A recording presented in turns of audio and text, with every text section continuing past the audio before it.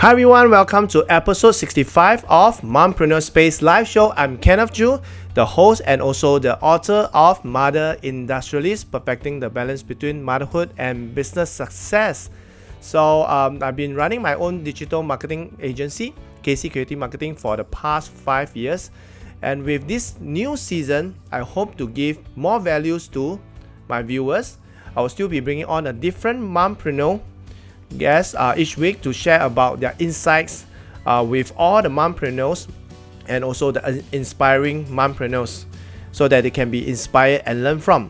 So during this live show, you will be able to post your question out to the guests, and at the same time we will answer the questions posted by you at the end of the show.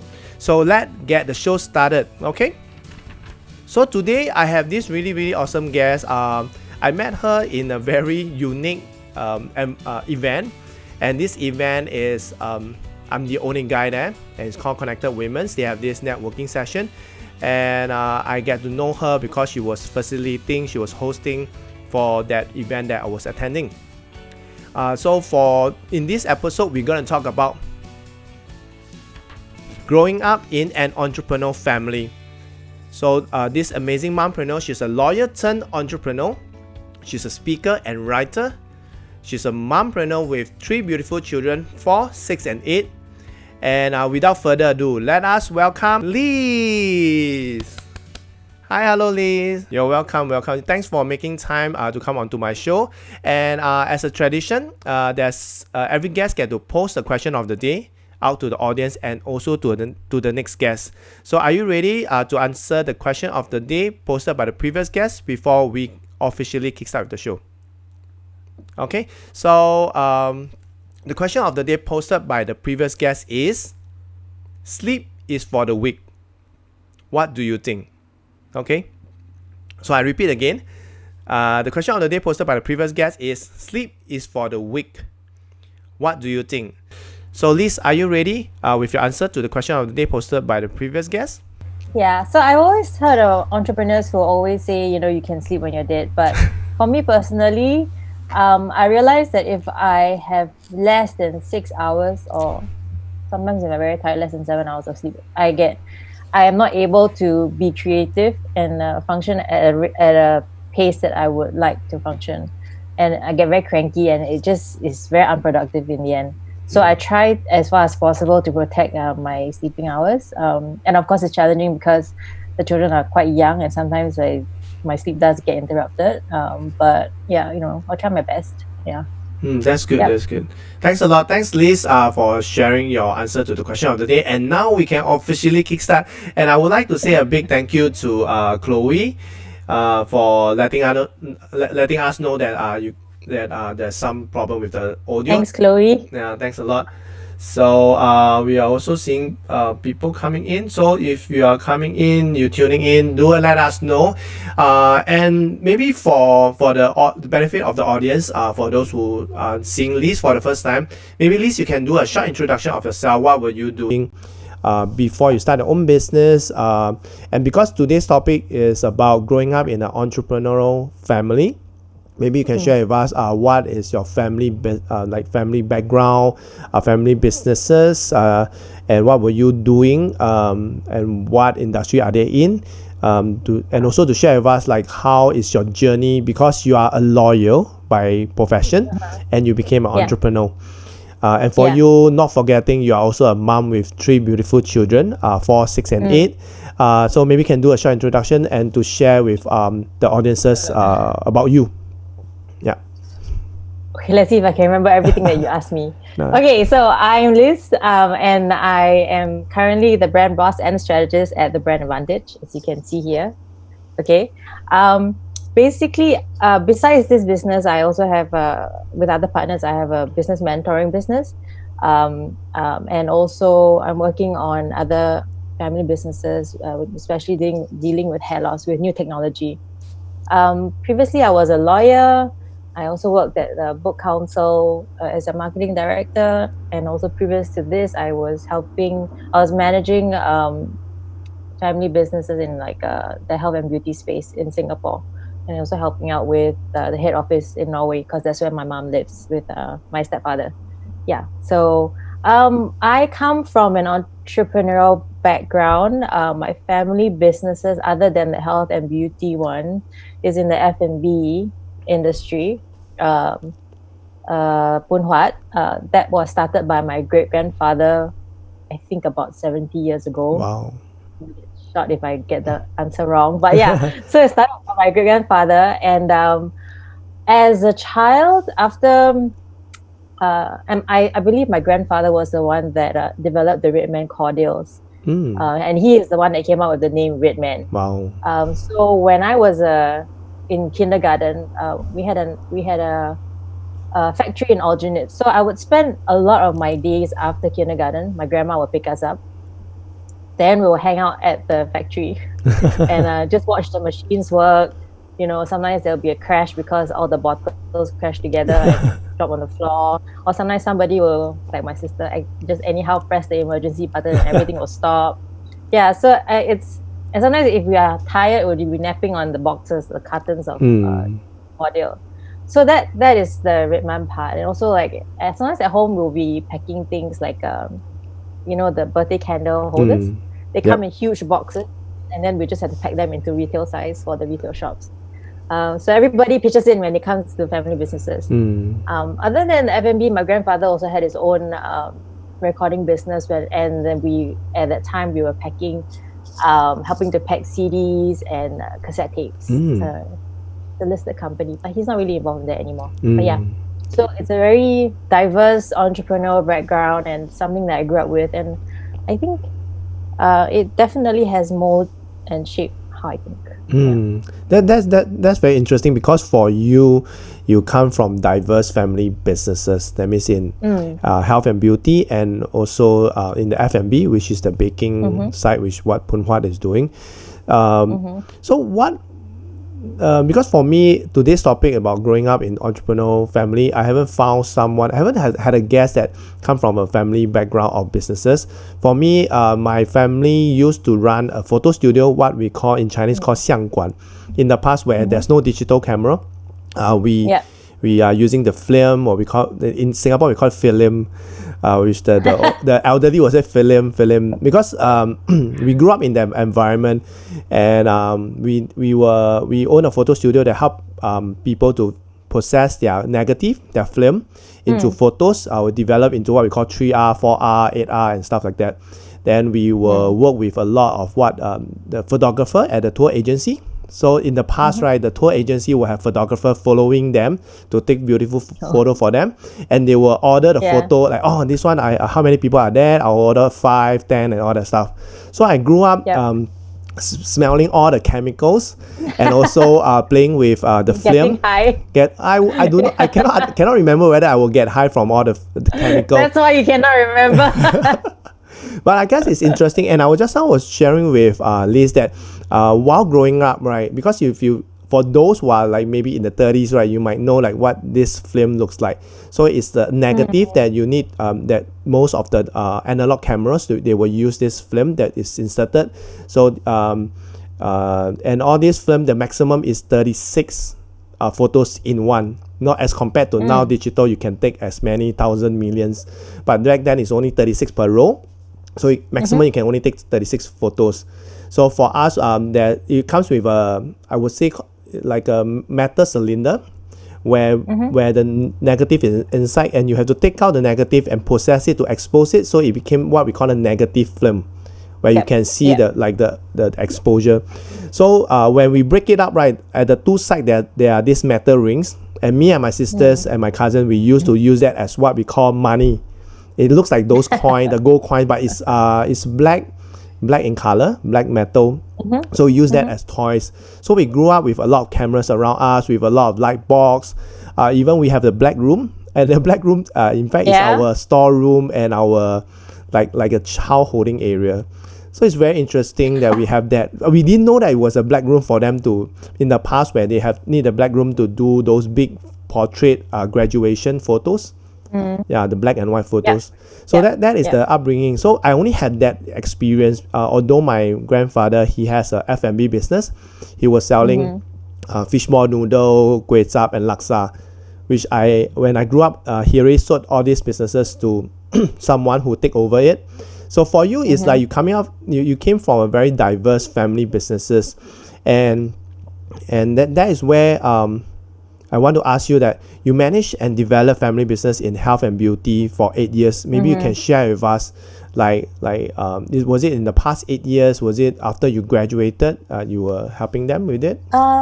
So when I first graduated from law school, I went to work as a lawyer first, and then after that, about nearly 2 years, I decided to just try out other things. And entrepreneurship was something that I considered because it came naturally to me, and also because the opportunity presented itself.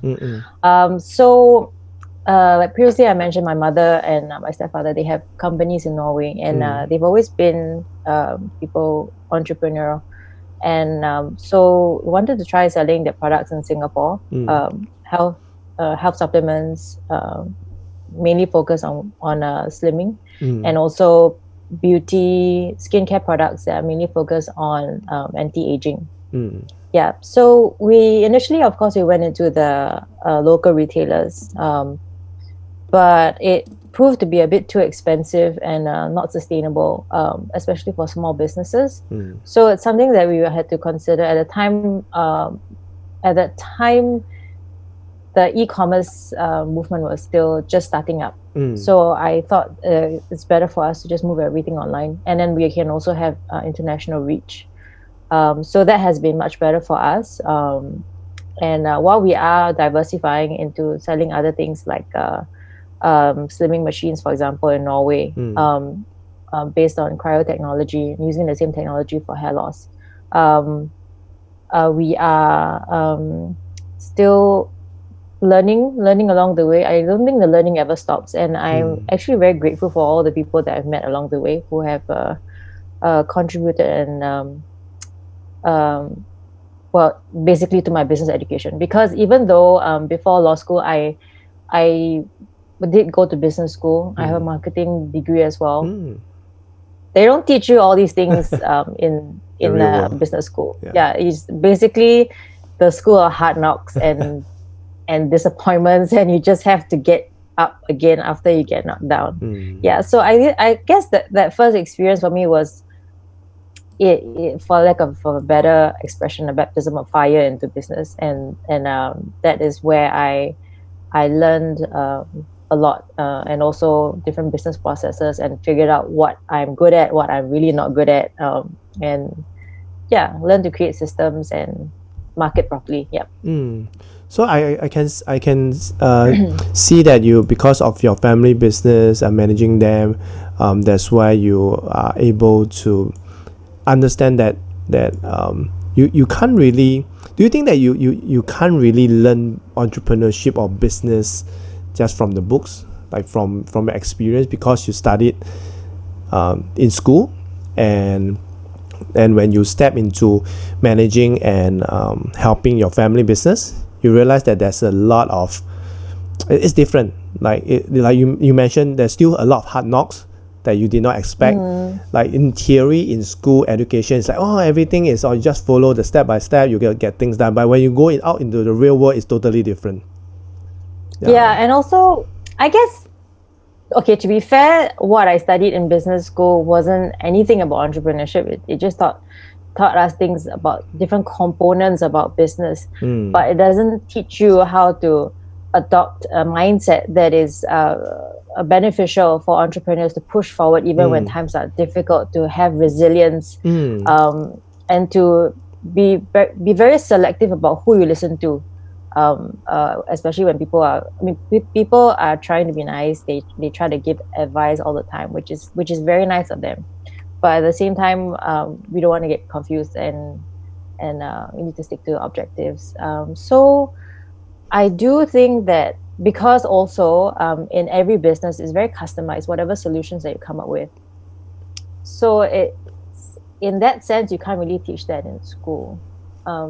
I suppose components of it, yes, but not the actual real world application.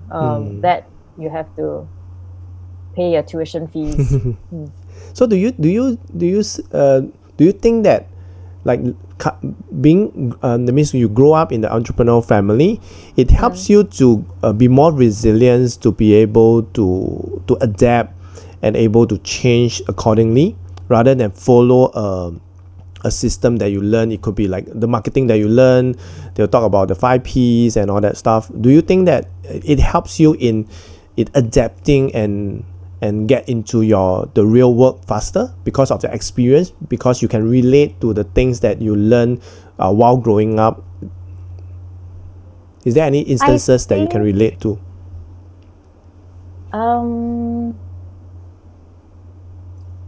I think actually, okay, so there's few things. I guess from my own experience, growing up in an entrepreneurial family, the thing that I learned most is that everybody pitches in. It doesn't matter whether you're the boss or you're not, or you are a kid in kindergarten, everybody pitches in. And while it was really fun for me as a kid, and nobody complains, like, because this is part of our family life. Yep.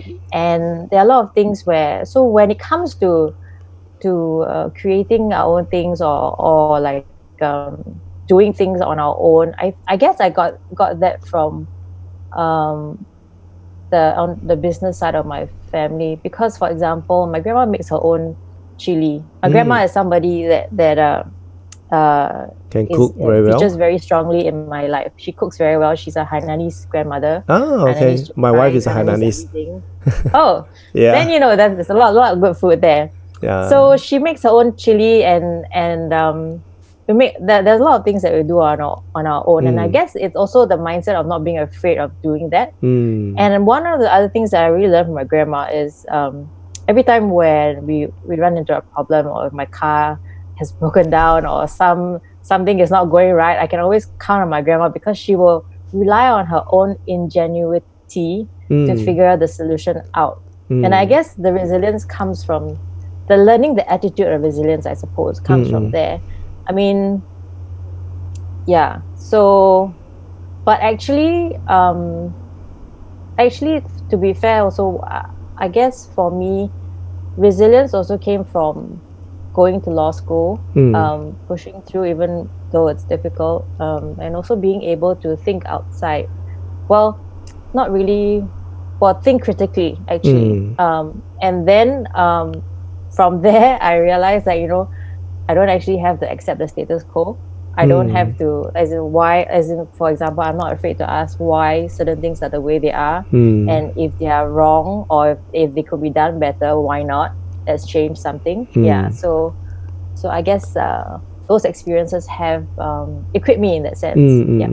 Like because from what you have shared, right, basically it just something that I also agree, things happen for a reason. Like you studied law, and with your grandma is basically like what we call a very good role model. This is what I see. Like my grandfather is a very good role model. He has set up business when he first come to Singapore, and he has started a photo studio without knowledge about it, and he can build it. And he and my uncles, they took over the business. My 3 uncles, they took over the business. Like they went on their own, but because of their experience that they gained, they have their own brand. And one of my uncle just take over whatever my grandfather had passed down. The other 2 uncles, they set up own shop, photo shop, and running in different ways, but still in the photography industry. And this is something that I felt like, for me, I learned it because I've seen them done that. Like I even help my uncles to serve the customer. Which film you need to buy, and ultimately that means the customer service, and also learn how to give them the change. Like they give me a $50. I also learn how, like, the money, the sense of money, like how much change you need to give back. It also helped with a bit of math, which my math was very good back then, and I was always there to do like the mental sum was very fast. Like 36 times 5 is how much, and stuff like that. So it's very fast for me, and a lot of skills that we learn about interaction, the social skills, like talking to customers and managing them, how to evolve, how to really handle them, they'll handle the objection. I see that Yeah. like even for you, you were saying that although it's fun for you, like for me it's fun, like talking to people is fun, doing all the cutting of negative is fun, sorting out the photos is fun, looking through the hey, why do people take such photos and stuff like that. It was fun as a kid, as a child growing up into my teenage, and I earn my pocket money from there. I believe, do you do that? Like holidays, you go down and help, they get some free labor, no pocket money, okay. food at home. Okay, so at least you have food at home. But for us, it's more like a pocket money, because it's not my dad is the only son that never took over the business. That's why I went there as a label, like a part timer. So I went there to learn pocket money because it's not my father, this is my uncle. Yeah. So my uncle have to pay me. So for me it's like, okay, money is like easy. Like I can go and help my uncles, I can earn, and that's where I build up my sales skill, I would say. That's why when I make a career switch into sales, I do pretty much good, very well.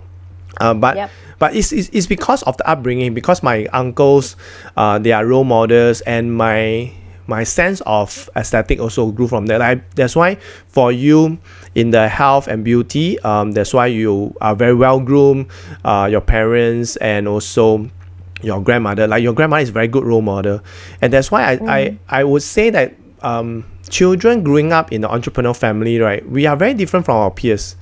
Sometimes we may feel that, hey, how come we are like the odd one out? How come we, like, since young I always like to ask why.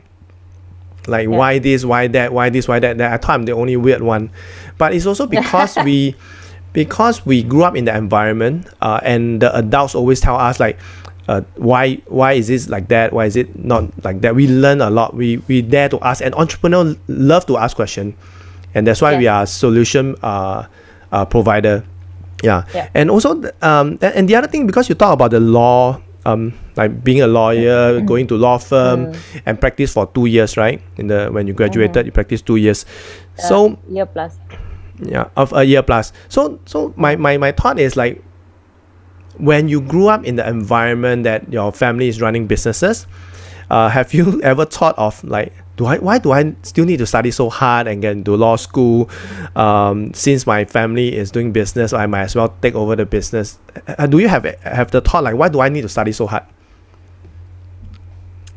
I guess for me, going to business school and then to law school, it was more of something that I wanted to accomplish for myself. And to be honest, we were never encouraged to go into the family business when we were still studying, and we were always told, you go and study your degrees, get your degrees and become qualified in something, go outside and work, get knocked around a bit.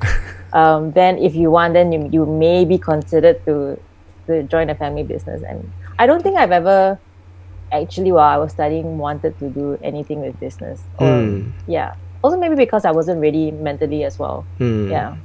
Which is very interesting, because you are a lawyer turned entrepreneur, which I believe that a lot of parents will want, like our parents will want us to be like the top 3 profession, which is like lawyer, accountant, doctor. And suddenly imagine like suddenly your child come to you and tell you, mommy, I don't want to be a lawyer, I want to start my business. It's like you already have a family business, but you're not doing family business. Then you go out to become a lawyer, study so hard and for the degree, and now you became an entrepreneur. Like, why not like straight away you become an entrepreneur? Like, why do you have to go through all that? So that is something that I feel that a lot of audience might be interested to find out. Like so many people try so hard to become a lawyer, and you left the lawyer, the legal industry, and you start your own business. So just very interesting. Want to find out what was going on. Like, have you ever had that? I guess for me, becoming a lawyer was always something that I wanted to do. So when I was growing up, I just thought, after my business degree, I decided, okay, since I have good results, why don't I just try for law school? And I think it would be easier to do law now in law school than if I wanted to go and do it later. So it was just something that I had the opportunity. I got into law school, and I was like, since I got in, why don't I just do it? And then I think it really has shaped me a lot in the way I think. But of course, being a lawyer, when you make the switch from being a lawyer to an entrepreneur, there is also a mindset switch, because lawyers just want to document everything, and a lot of times we are trained to see all the possible pitfalls, and then we are trying to guard our clients against all those things by documentation. But for entrepreneurs, we always see opportunity. And so I guess also at the time, after a while, I guess it also was self-awareness, knowing what is much more natural to me, and also knowing also that, even if I wasn't a lawyer, I'd be okay. I mean, I'm fine as an entrepreneur as myself. And it was also about self-acceptance, knowing that I'd probably be a better entrepreneur than a lawyer. Yeah. Because you just mentioned something that I find is very interesting. Like lawyer is very risk averse, and entrepreneur is risk taker. Like it's totally extreme end. And how was it like? Like did you realize that whatever you study, in fact you are not a risk averse person, you are a risk taker, or the other way around? Like as in when I currently, or when I first, you mentioned that as a lawyer you are very risk averse, you think of all the possible for your clients. Definitely it has also grown in you. That means when you step out in entrepreneur, you will want to have everything in control, you want to know everything about entrepreneurship. Then you realize that it's not like that. Yeah, so how was it for you? You mentioned a lot about mindset, like how was that mindset shift for you? I think it took a while, because having went to law school and then getting called to the bar, and then being in practice, and then being very inculcated with the lawyer mindset, it really took a while, maybe a year or two, to figure out and get my footing with regard to the entrepreneur mindset and what will actually make it rain. Yeah. So it really did take some adjusting and getting slapped around quite a bit.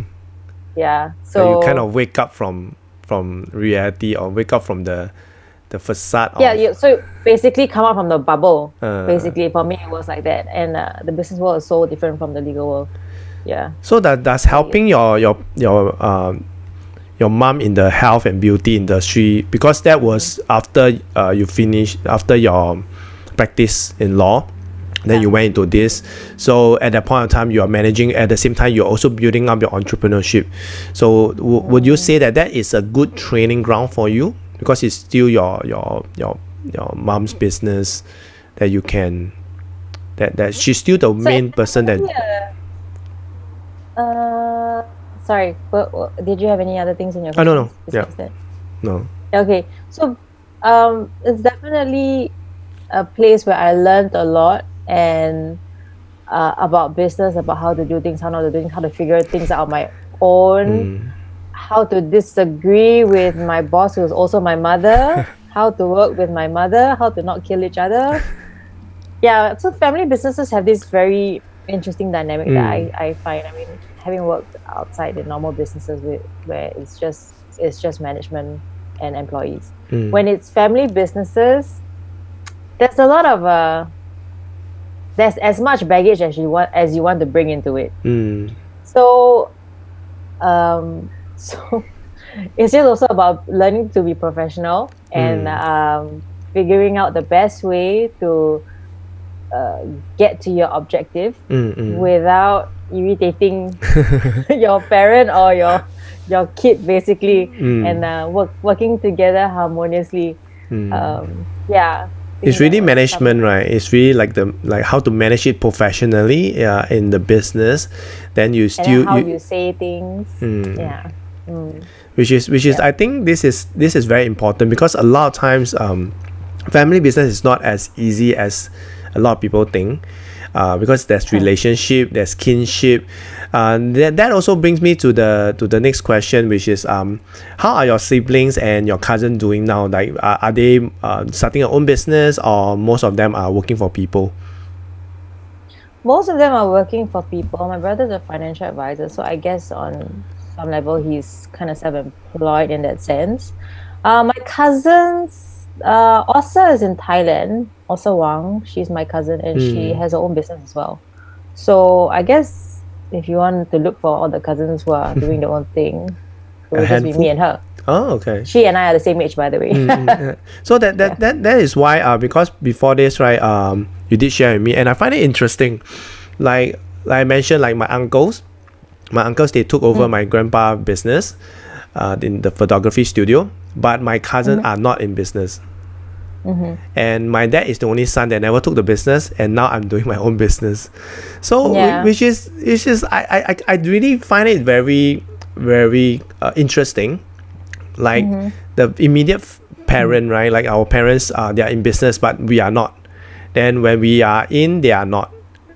It's like, why does it have to jump one generation? Because what I once heard from a business advisor, he deal with a lot of the top China businessmen in China, and he said that there's I do not know whether is it true. Like he said that entrepreneurship always keep a generation. Yeah. So I do not know whether it's true, because when I first met him, he said, "Hey, is your grandfather?" I said, "How do you know that my grandfather is a businessman? How do you know that I have a family business?" So that's why he shared with me in this theory. So for you, do you think that is true, or do you think that having a parent who's entrepreneur will make you entrepreneurial, or do you think that it will skip, like your grandma impacted you quite a bit? I can see that you are learning a lot of things from her. Yeah. So the really entrepreneurial one, the one that really advanced the business, would be my grandfather, as in his own business. Then it went down to my mother, as in, so she's an entrepreneur, but her siblings work for the family business. I guess for me, okay, I can only speak from my own experience. So for me, I never wanted to be in business, also because I've also seen firsthand, this is the other thing, the other side of being in a family business. I've also seen firsthand all the complications and heartbreak sometimes, business can bring, and money just complicates a lot of things, a lot of time. And so I guess for me, a big part of me wanted to just avoid that kind of drama in my life, which is probably also why I chose to do my own thing, become a lawyer and all that. But then for me, it was more of being accepting of myself and being aware of the kind of person I am, and loving myself the way I am, to accept this entrepreneur real path, basically. I don't think it's a one size fits all kind of theory where entrepreneurship will skip a generation. I really think it depends on that generation's experience of business. Because from what you share, right, is basically that means their own perspective of how business is. If let's say a business is when they grew up, from their perspective is good, then they will embrace it. If it's not good, like you mentioned, they will definitely. I've seen the not the so good side about family business, because in the end, everybody's going over the family business, fighting for a family business. Who's going to take over that? Which is what we see in a lot of drama, and that happens to my family in both sides. My mom. In fact, my maternal grandmother, she has a florist shop, so it's like a business also. So I see that my relative, my uncles, they are all going over that business. So to me, I do not have a good impression of business, especially family business. So that also like you mentioned, you never thought of stepping into entrepreneurship, but slowly you realize that the self-awareness, like I recently, because April was anniversary for my own company, so LinkedIn would like to say, thank you very much. So LinkedIn will congrats you for your work anniversary. Then I was looking, like last year I was looking at it, say, congratulations on your 4-year anniversary. I say, which company I work for? So I say, it's my own company, because in my past career, right, I've never worked in a company for more than 2 years. And that became a awakening call for me, that like this is for me, because that's why working for people does not work for me. After 10 over years working for people in media sales and marketing, and either the company closed down, or I don't really work very well with my bosses, or my bosses felt that I'm a threat, make my life really difficult. That's why I like you mentioned the self-awareness. Like entrepreneurship is very much self-awareness. That you have tried being a lawyer, you see that it's not something that you want to, then you help in your mom's business in the health and beauty industry. You realize something is seeing, like the entrepreneurship is growing, and now you're on your own. So for you as a mother, right? Are you more of academic mom because you're an entrepreneur? Are you more of an academic mom, or are you more of a entrepreneur mom? That means equipping them with life skills. Yeah, I'm just very curious because you have 3 kids. Yeah. So I am definitely more an entrepreneurial mom, but having gone through law school and seeing where a lot of my law classmates have ended up and different people have ended up. I mean, it really depends for me. It really depends on the child. So for example, my son is, he likes to read, he likes to learn, he likes to read, practice his work, his writing, and I think he will do very well in the Singapore education system. And he probably will make it as long as we push him in the right direction and guide him in the right direction. And he is more academic. Okay. He's not the off the cuff sort of thinker. It's not the he'll get very stressed. Streetwise. He'll get very stressed about it. So he's a little bit by the book. Booky lah. Yeah, by the book. So I mean, that's fine. We all need different kinds of people in society, and that's him. And my second one, my daughter, my first daughter, she is very much an out of the box thinker. So I give you an example. These two kids were playing Lego. Okay? My son was looking at the manual, right?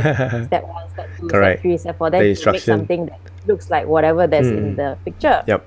My daughter, however, she will just use her imagination and just come up with something awesome. And then she'll say, look, this is an elephant or whatever, and my son will be like, how do you come up with that, and so she's very entrepreneurial. So for her, I would like to encourage her. I am not sure how she will fare in the Singapore education system, but now there are a lot more options, of course. But because she has this and she likes to sell things, for some reason she likes to set up shop somewhere, even if she's playing or even in the playground, she'll be selling things. And it's just very natural to her. So for her, I would like to develop her more in that area as well.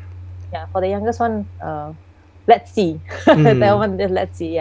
So it really depends on the kid, and I really do hope that I am able to develop them in ways that they need to be developed. Because just now you shared with me their age, which is your eldest is 8 and your girl is 6. So I presume that when you're having your boy, you were still in law firm. Were you still doing No, law? I was actually already helping with my mother. Helping my mother out. Because I was thinking that maybe the exposure, the upbringing and stuff like that, the things that they have seen you doing, maybe that will mold them. But it's just my guess only, just my guess. Seeing at the age, so making that having that curiosity, whether is it because the environment they are in, or maybe the mode that you are in, maybe when your girl, when your first daughter, you're already very seasoned in helping your mom in the business. Then when you're with your boy, you are still transiting from the loyal mindset to the entrepreneur mindset. I'm just thinking, just whether is that maybe. I mean, it was soon after, I guess, soon after I left the law firm. Which is maybe it's So you were saying that like in this case, right? You will nurture them in different ways. Yes.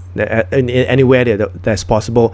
And do you think that being an entrepreneur mom, but yourself or mompreneur, it gives you that better awareness of your kids' upbringing? That means you have other options for your kids. Example, like your boy will do very well in education system because you have been through that, you've seen through, and your girl, because you have also stepped into entrepreneurship, you see that your girl are more entrepreneurial. Does it help you in crafting their future? That means you already have the sense that, okay, where will they be going, or as compared to a working mom, which might only have one perspective? Sorry, lost you there for a minute. So I was saying that does like the difference between entrepreneur mom crafting and nurturing their kids, like you were saying that your eldest is more suitable for the education system. Maybe he will be trained as a profession, working for people very well, and your daughter maybe step into starting her own business because she's already selling things on her own now at the age of 6. So would you say that as an entrepreneur mom, it gives you a better perspective and awareness to plan for your kids' future as compared to a working mom that might only have that employee mindset, that only experience the employee, that only be able to give their kids a employee path? Yeah.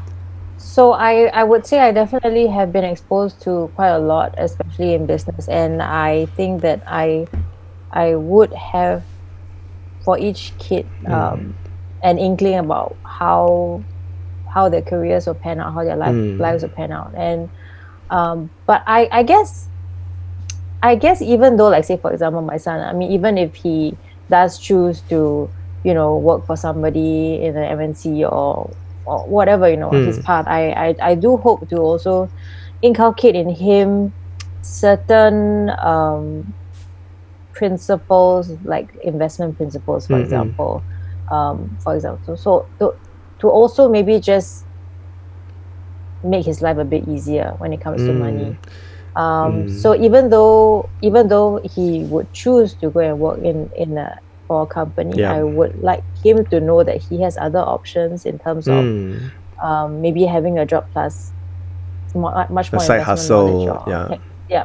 And that's fine too. Or even if he doesn't want, that's fine as well. Because to me, it is much more important that they know who they are and they love who they are. And I like what you have mentioned just now is basically giving them options, because I realize that a lot of parents are not giving their children options because of they only know of one option, because when they are brought up they only have one option, which is to get a job, and they might not have someone that is in business. Because this is what I realized when I talk to mothers who want to start business, and most of them who are successful mompreneurs, they have someone in their life that are entrepreneurial, that inspire them. They could be their uncle, auntie, their siblings, or someone that is started a business that inspired them, that is close to them, that they grew up with. And this is very important, and that's why today's topic, I'm very passionate about sharing this, because that is also the vision of me, why I want to empower mothers to be entrepreneurs. Not because that everybody need to be entrepreneurial, need to be starting a business, because being entrepreneurial doesn't mean that you need to start a business. It's just that you have that thought of creating an impact, making it more productive. You are just there to solve a problem. Entrepreneurs are just solution provider. We are problem solver. We always come out with ideas and solutions to make our life better. That's why you see a lot of amazing businesses is being set up. So so if let's say today, right, if you have not studied law, what would you think that you will be? Will you still start your business? I think eventually I would have made the decision to start my own business. If let's say you didn't get into law school, started in law firm, you would then I would have gone into advertising, marketing, and then I think I would have started my own thing eventually. So would it be a better ride if you would have been to law firm, work for, like you mentioned, work for 1.5 years, and you realize that, hey, this is what it is? Would it be better? That means, would you be a better entrepreneur if you went through law firm, or directly you just go straight after you graduate, then you start your own business? Which would be better?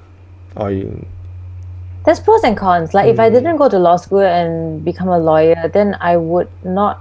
I think as a lawyer, I picked up a lot of insight into bigger businesses, and also how they run, how they protect themselves from risk as much as possible, how they think, I think that's the part that I really appreciate and that I could bring over into business. Yeah.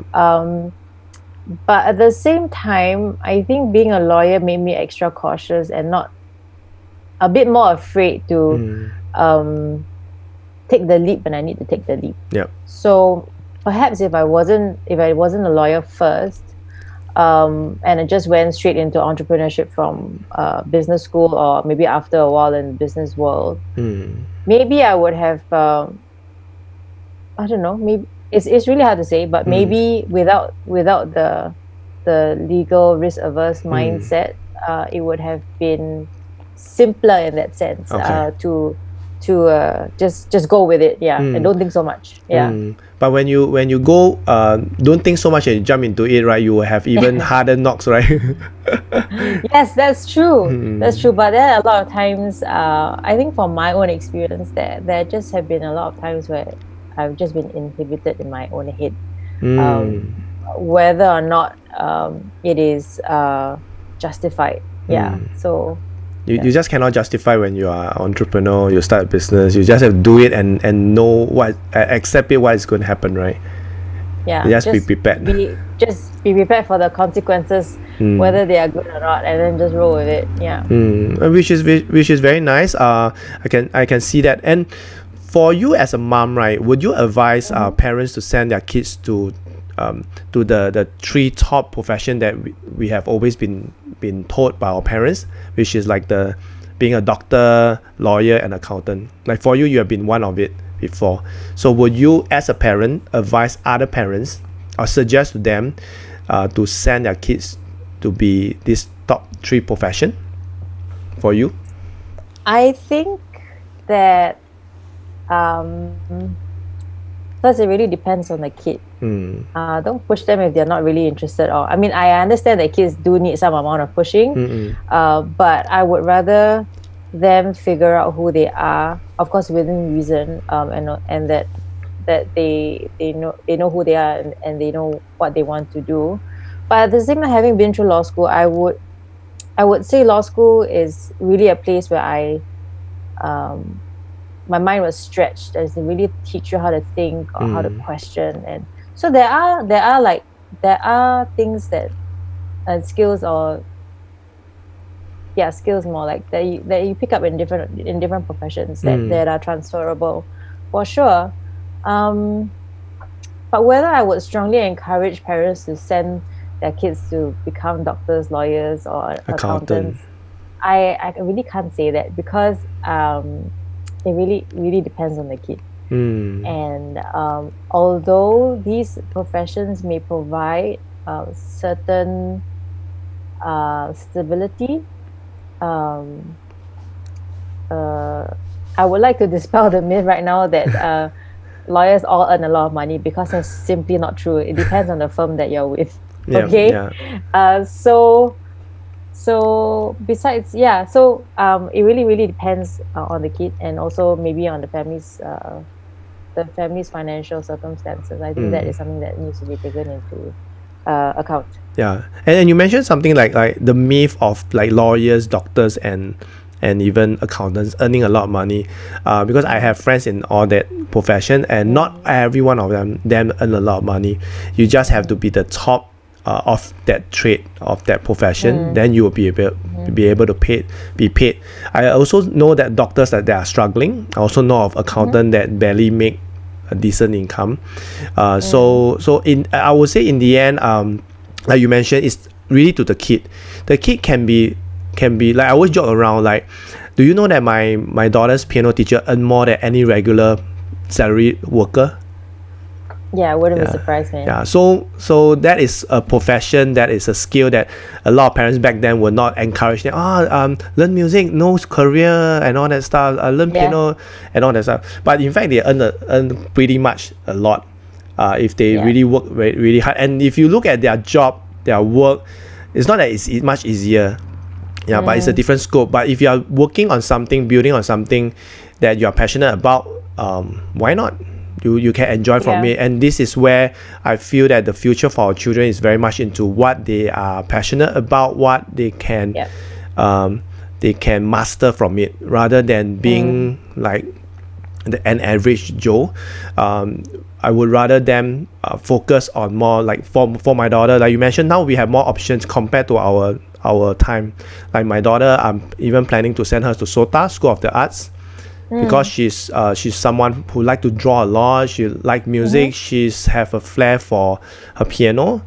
Yeah, so we see that it's something that she'll enjoy, and I asked her, she really love it, and we just did a open house for SOTA with her, and I say, oh, I like this, I like that, I got theater and all that stuff. So she's very much into that. Back then we don't have all this stuff, but now there are more choices and all that.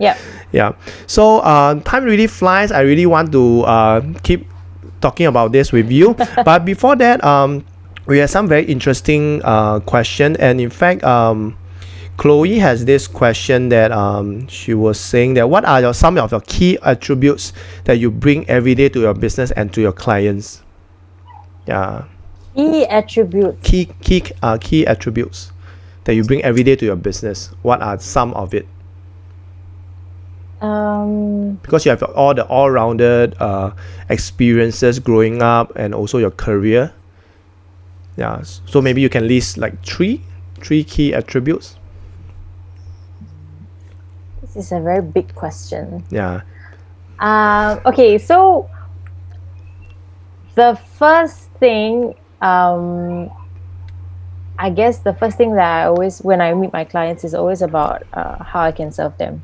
So it's always about how can I help you today, and then of course it's always with a very positive attitude. I want to be able to inspire my clients and all that to know that I can help them with whatever issue that they are facing. And I think being in a legal background, that's a service industry as well. So we always aim to serve our clients as best as we can with the positive attitude. And that's two. The third one would be I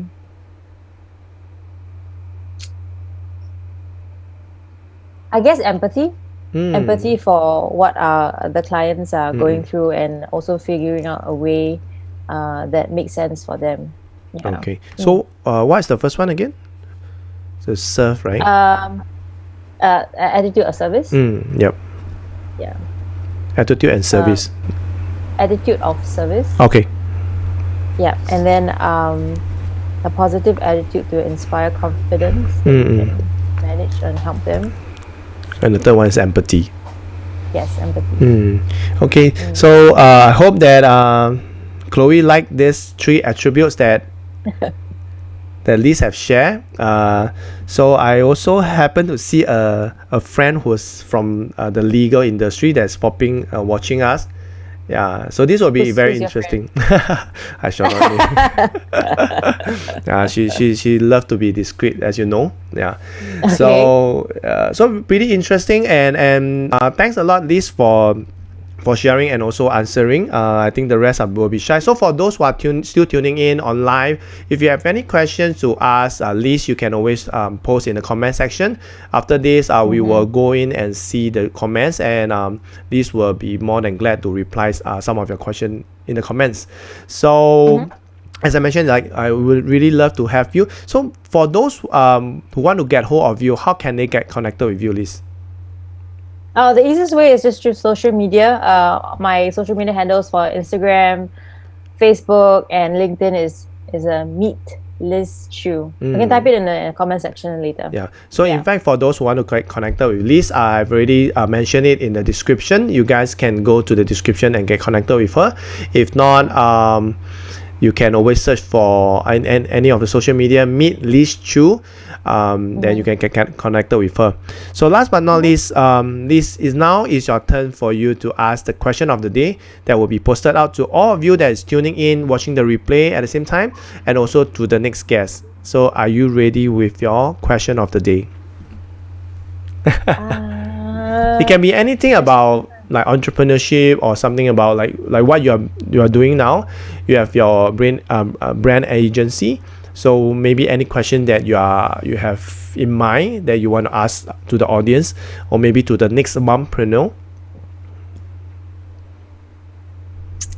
Okay, I guess there are a lot of people who have different opinions about this.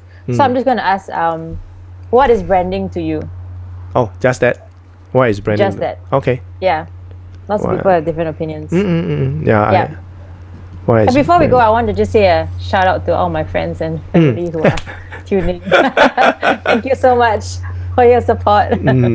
Thanks a lot. Thanks a lot for those who are tuning in, and for those who are watching the replay. Thanks for watching this episode where we are talking about growing up in the entrepreneurial family. There's a lot of things that is going around in the family, especially this period of time where mompreneurs, entrepreneurial parents, they're having challenges managing their business and helping their kids with their home-based learning. Yeah. I know it's challenging, but I always believe that entrepreneurial parents can always overcome all this. So, but if you are a working mom or working parent, don't worry. There's always, like what Lise have mentioned, if you have that call to start a business, build it as a side hustle. Build on something that you're passionate about. Then when you see that, hey, it's something that is working out, or you build it to the extent that it can replace your full-time income, then you have options. You have options to really focus on it full-time. If not, you still can build it on a part-time basis if things allows and you still love your job. Because I have some entrepreneurial mothers, they love their job. And from their job, from full-time, they become part-time, and now their business is full-time. But they're still working on their job. So being entrepreneurial does not mean that you need to start a business. You can always build something that you're passionate about that can help more people. And I'm very, very thankful for Lise for making time. So Lise, before we go, any last advice for the mothers who are like sitting on the fence thinking whether they should step into entrepreneurship or they should pursue their passion like you?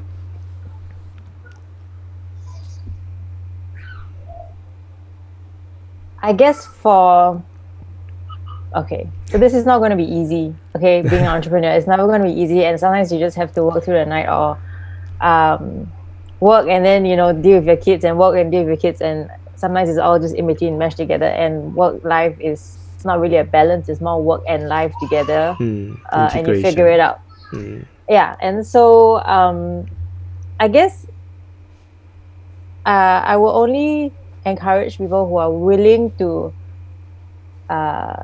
take that kind of life where your work and your personal life is all blended into one. Like for example, I didn't really have maternity leave when I had my kids. It was max a few weeks, 1 month, or even then I was already working after just having my kids.